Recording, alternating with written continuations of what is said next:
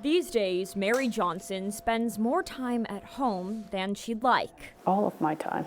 I'm just here, me and Mr. Incredible. We're just hanging out here and watching TV. But her days used to be so much more animated. When I had somewhere to go twice a week, I had a great time. Set 2, guys, go ahead. She came here to MS Forward. Too hard, too easy. Too light. Too light. A gym built for people like her with multiple sclerosis and other neurological or physical disabilities. Our gym is about the individual, not about the illness. Daryl Kuchera founded the gym as a space to train young athletes, but life pulled him in a different direction when 20 years ago he was diagnosed with MS, a disease that causes rapid muscle atrophy. And if there's no place to move them or the knowledge to move them anywhere, then that makes the whole illness far worse than it ever was. With the gym just a mile from her home, why does Mary Johnson feel like she's in such bad shape? The wheelchair-bound former police officer has the drive to exercise, but no one to drive her to the gym. It's frustrating.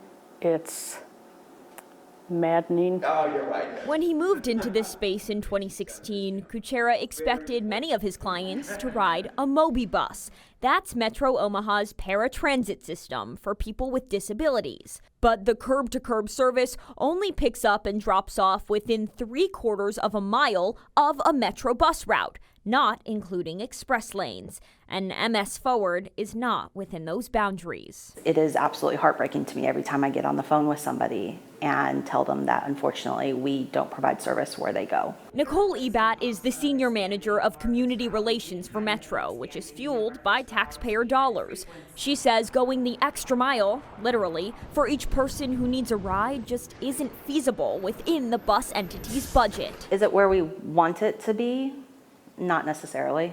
And that's why we're always looking to grow. Daryl says Mobi does drop people off here at this bus stop a mile away from the gym, but for people who can't walk or are just building back up their strength, a mile poses a real problem. And especially when you're sight impaired or you're in a power chair as I am, it's raining or it's cold, you just can't get there. 4, 3, 2, 1. Let's relax, my good friends. The gym had a van of its own for a bit, but it wasn't working out financially. Ready, team, and go. Telehealth classes run regularly, but Kuchera says That's it, kiddo. it's time to get people back in person. It's to the point where it is affecting people's health. Kuchera remains dedicated to widening this circle with the dozens of people he says don't have a lift, but do have the desire to lift weights and one another's spirits. It is the power of people.